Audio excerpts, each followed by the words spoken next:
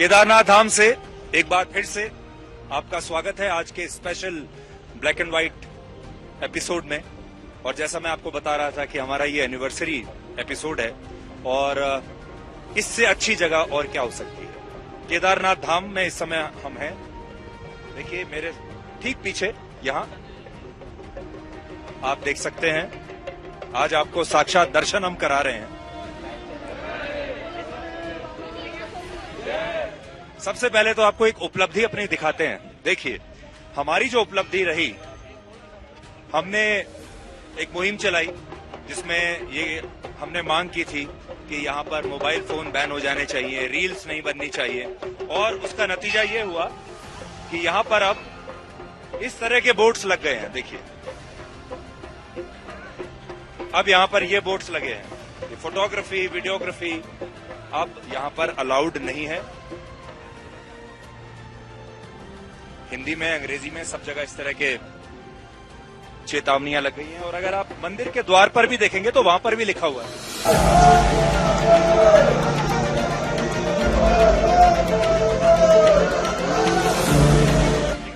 क्या कहना चाहेंगे आप आज तक के दर्शकों को, क्या कहना चाहेंगे? आज तक के दर्शकों को यही कहना चाहेंगे, भगवान केदारनाथ सबको सुखी और समर्थ बनाए, आरोग्य प्रदान करे और भगवान सबको सनातनी और धार्मिक बनाए। अच्छा आप ये बताइए, इससे पहले यहाँ पे बड़ी रील्स और वीडियो सब लोग बनाते थे, कुछ करते थे, अब कुछ बंद हुआ, कम हुआ? हाँ, काफी फर्क पड़ा है। आज जब मैं समुद्र तल से लगभग 11,759 फीट की ऊंचाई पर यहाँ इस पवित्र तीर्थ स्थल पर मौजूद हूँ, तब मैं आपको केदारनाथ की कहानी भी बताना चाहता हूँ। और ये कहानी है वर्ष 2013 की, जब यहाँ बहुत जबरदस्त बाढ़ आई थी। और अगर आज मैंने आपको वो बाढ़ की कहानी न बताई तो आज की कहानी अधूरी रह जाएगी। ये एक ऐसी त्रासदी थी जिसमें ग्लेशियर के टूटने से हजारों लोग मारे गए और इस आपदा ने केदारनाथ घाटी को भी पूरी तरह उजाड़ कर रख दिया था। और पहाड़ों में धसी बड़ी बड़ी चट्टानें भी तब टूटकर बिखरने लगी थी। लेकिन इतनी भयानक त्रासदी में भी केदारनाथ के इस मंदिर को कुछ नहीं हुआ था। और ये एक चमत्कार ही था जिसे लोग आज भी याद करते हैं। और मैं भी जब यहाँ पर मौजूद हूँ तो मैं इस अदृश्य शक्ति को खुद महसूस कर पा रहा हूँ कि इतने कठिन समय में भी ये मंदिर कैसे अपनी जगह अड़िग खड़ा रहा। एक और बात जो मैंने यहाँ दिल से महसूस की है वो है एक्टर सुशांत सिंह राजपूत की केदारनाथ से जुड़ी हुई यादें। तो ये दो यादें आज मेरे दिमाग में हैं जब मैं यहाँ पर आया। एक 2013 की त्रासदी और दूसरा सुशांत सिंह राजपूत की केदारनाथ फिल्म। सुशांत सिंह राजपूत आज हमारे बीच में नहीं है, लेकिन एक जमाना था जब वो इसी जगह पर अपनी एक बड़ी मशहूर फिल्म केदारनाथ के लिए शूटिंग कर रहे थे। और वर्ष 2018 में आई इस फिल्म में उन्होंने एक मुस्लिम लड़के की भूमिका की थी जिसका नाम था मंसूर। और ये किरदार उन्होंने तब निभाया था। और वो मंसूर जो लड़का था वो इसी मंदिर परिसर के पास उस त्रासदी में मारा जाता है। मुझे लगा कि सुशांत सिंह राजपूत को याद करने के लिए आज इससे अच्छी जगह कोई और नहीं हो सकती, क्योंकि सुशांत शिव भक्त भी थे और सुशांत इस मंदिर से भी बहुत जुड़े हुए थे। और शायद इसीलिए उन्होंने केदारनाथ नाम की ये फिल्म भी की थी। आपको याद होगा उस फिल्म में केदारनाथ में सुशांत सिंह ने एक पिट्ठू यानी कंडी वाले की भूमिका अदा की थी। और आज मेरे साथ वही कंडी वाले हैं। आप अगर उस फिल्म में देखेंगे तो पीछे ये एक टोकरी लगाकर चलते हैं इस तरह, और इसमें एक इंसान पूरा की पूरा बैठ जाता है और फिर ये उसे लेकर किलोमीटरों तक, हम 22 किलोमीटर 1.5 क्विंटल तक लेके जाएंगे इसको नीचे। इसको तुम 22 किलोमीटर तक किसी को बैठा के लेकर जाओगे? 1.5 क्विंटल तक। 1.5 क्विंटल तक। हम नेपाल से। तुम नेपाल से हो? हाँ। और आप रोज ऐसा करते हो? आपने सुशांत की फिल्म देखी थी? उसने आप ही की आपका रोल किया था उसमें, है ना? अच्छा लगा आपको? घोड़ा पकड़ की थी, घोड़ा ने ऊपर की थी, घोड़ा का थी। तो ये वो कंडी कहलाती है। आज के जमाने में भी लोग इस पर बैठकर, एक इंसान ही इंसान के कंधे पर बैठकर आज भी जाता है। तो ये भी एक अजीब सी बात है। हमारे पक्ष यार किसी तो आज इसीलिए सुशांत सिंह राजपूत यहाँ मुझे याद आ गए। उत्तराखंड में जो 4 धाम की यात्रा होती है उसमें एक धाम केदारनाथ का है। और ये धाम देश में स्थित 12 ज्योतिर्लिंगों में से एक है और ये भारत में करोड़ों हिंदुओं की आस्था का केंद्र है। ऐसी मान्यता है कि केदारनाथ ज्योतिर्लिंग की स्थापना का ऐतिहासिक आधार तब निर्मित हुआ जब एक दिन हिमालय के केदार श्रृंग पर भगवान विष्णु के अवतार नर और नारायण तप कर रहे थे और उनकी तपस्या से भगवान शिव बहुत प्रसन्न हुए और उन्होंने उन्हें दर्शन दिए। उनकी प्रार्थना के फलस्वरूप उन्हें आशीर्वाद दिया कि वो ज्योतिर्लिंग के रूप में सदैव यहाँ पर वास करेंगे। इसके अलावा मंदिर के बाहर भगवान शिव के वाहन के रूप में जो नंदी बैल विराजमान है, उनकी कहानी भी शायद आप नहीं जानते होंगे। ऐसा कहा जाता है कि द्वापर युग में महाभारत के युद्ध के बाद जब पांचों पांडव अपने पापों से मुक्ति पाना चाहते थे तो वो इसके लिए भगवान शिव का आशीर्वाद लेने पहले काशी विश्वनाथ गए। लेकिन भगवान शिव ने जब काशी विश्वनाथ में पांचों पांडवों का आशीर्वाद वहां उन्हें नहीं दिया तो वो केदारनाथ की इस भूमि पर आए जहां भगवान शिव तब भी अपनी नाराजगी की वजह से उन्हें अपना आशीर्वाद नहीं देना चाहते थे। लेकिन पांडवों के हट के बाद जब भगवान शिव ने नंदी बैल का रूप धारण किया और इस दौरान भीम ने भगवान शिव को प्रकट होकर आशीर्वाद देने के लिए विवश कर दिया तो भगवान शिव भी इससे प्रसन्न हुए और उन्होंने पांडवों को उनके पापों के लिए क्षमा कर दिया। और तब से लेकर आज तक नंदी बैल की पीठ के आकार में जो पिंड रूप यहाँ पर है उसमें भगवान शिव को ही पूजा जाता है। और ये जो केदारेश्वर धाम है, इसका निर्माण पांडवों के वंशज जन्मेजय ने किया था और 17वीं शताब्दी में आदि गुरु शंकराचार्य ने इस मौजूदा मंदिर की स्थापना की। और मुझे ऐसा लगा कि ब्लैक एंड व्हाइट को जब 1 साल पूरा हो रहा है तो यहां से हम एक और नई यात्रा आप सबके साथ मिलकर शुरू करें, जिसमें आपका भरोसा और हमारा प्यार हमारे साथ हमेशा रहे। ये जो मंदिर है, थोड़ा सा इसका इतिहास भी आपको बता देता हूं। इसे मोक्ष धाम भी कहते हैं और ये कहा जाता है कि मोक्ष का जो द्वार है वो यहीं से खुलता है।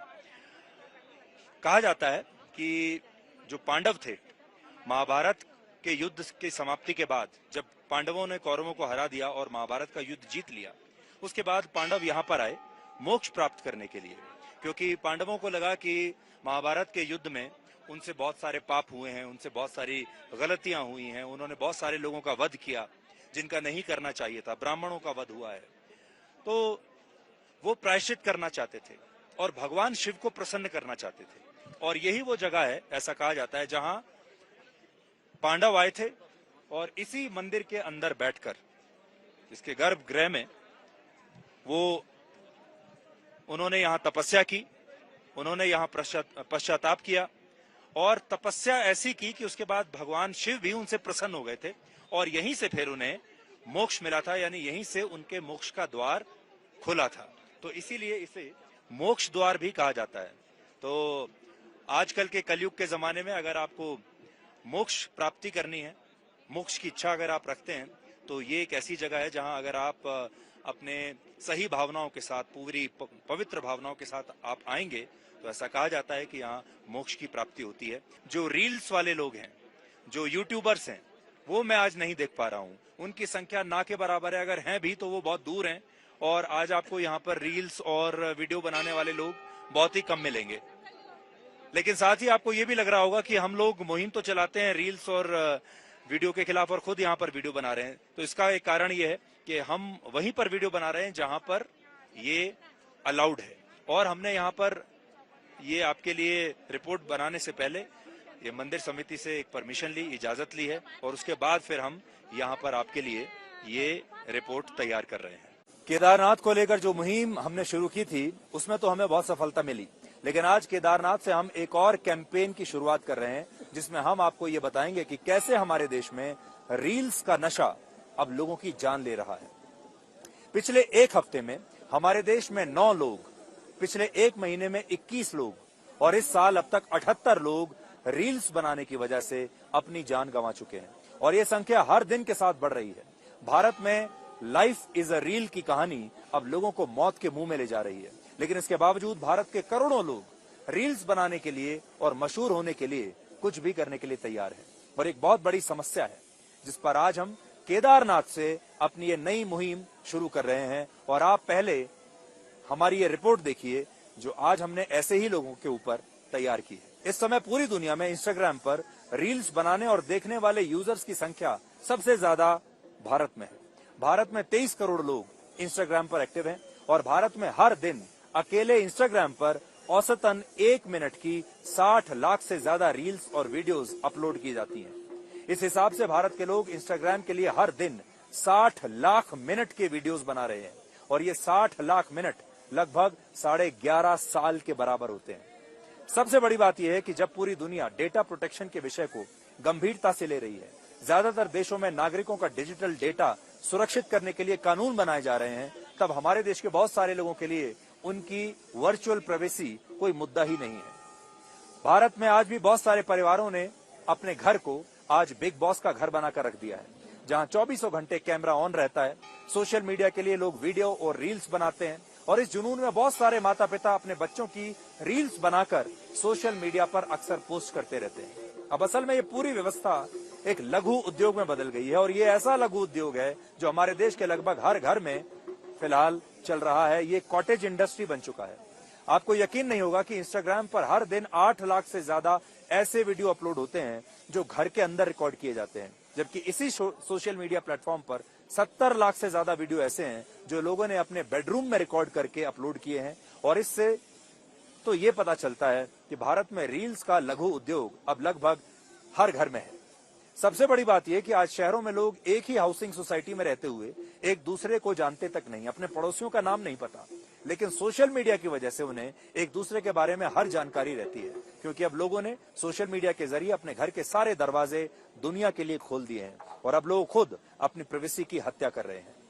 इसकी एक वजह यह भी है कि भारत दुनिया का सबसे ज्यादा आबादी वाला देश है, जहां भीड़ भाड़ बहुत ज्यादा है और इसकी वजह से बहुत सारे लोगों को उनके जीवन में इतना अटेंशन मिल नहीं पाता जितनी वो उम्मीद करते हैं। और ये एक तरह की मानसिक अवस्था है जिसकी वजह से डिप्रेशन और एंजाइटी डिसऑर्डर भी हो सकता है।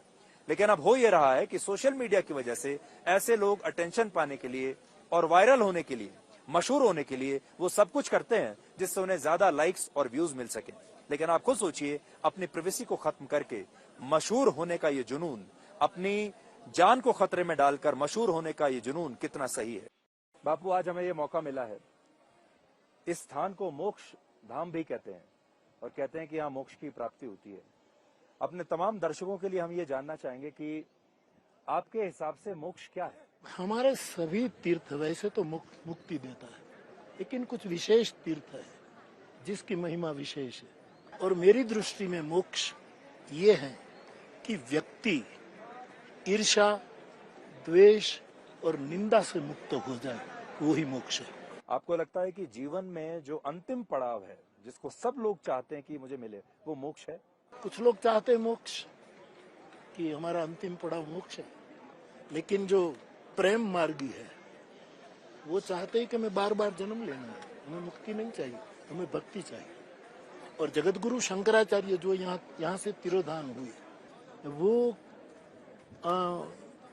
मोक्षवादी महापुरुष थे, लेकिन उसने भी दैव्यापराध समापन स्तोत्र में कह दिया कि न मोक्षस्य आकांक्षा, मुझे मोक्ष की इच्छा नहीं, मैं निरंतर जन्म जन्म शिव शिव भवानी की जपता, मैं शिव पार्वती का जप करता हूँ। मेरा इन आचार्यों के कदमों पर यही एक बात रही कि हमें मोक्ष नहीं चाहिए, हमें इस पवित्र देश में, इस तीर्थों के देश में, इस देवताई देश में, इस सनातन धर्म की कुख में बार बार जन्म लेना है और बार बार परस्पर प्रीत, सत्य और करुणा का सेतु बनाना। आप अपने लिए कभी मोक्ष मांगते हैं? आपको भी मोक्ष चाहिए? नहीं, बिल्कुल नहीं, मोक्ष नहीं चाहिए। मैं बार बार जन्म लेना चाहता हूँ और ये देह तो मैं बार बार धरती पर आना चाहता हूँ और बार बार रामचरितमानस लेकर उसी की कथा गाना चाहता हूँ। बापू, एक बात हमने देखी, हम यहाँ भगवान के दर पर बैठे हैं और मंदिरों में भी आपने देखा होगा, हमारे देवी देवताओं में भी देखा होगा आपने, लोग भगवान के पास जाते हैं कुछ मांगने के लिए, स्वार्थ के लिए जाते हैं और अपनी प्रार्थना में यही कहते हैं कि भगवान हमें ये दे दो। भगवान राम से भी यही पूछते हैं, शिव भगवान से भी यही कुछ कहते हैं कि हमें कुछ दे दो। क्या आप इसे सही मानते हैं? और कितने % लोग ऐसे होंगे जो कुछ मांगे बिना अपनी श्रद्धा से जाते होंगे? पहली बात तो यह है कि ये सर्वज्ञ है, अंतर्यामी, उसके पास मांग करके उसकी सर्वज्ञता का खंडन नहीं करना चाहिए। वो सब जानता है कि मेरे मन में क्या है। तो पहला मेरा विचार तो है कि कुछ मांगना नहीं चाहिए। फिर भी लोग यदि मांगना चाहे तो इंसान जब पूरा नहीं करता है तो भगवान के पास न जाए तो किसके पास जाए।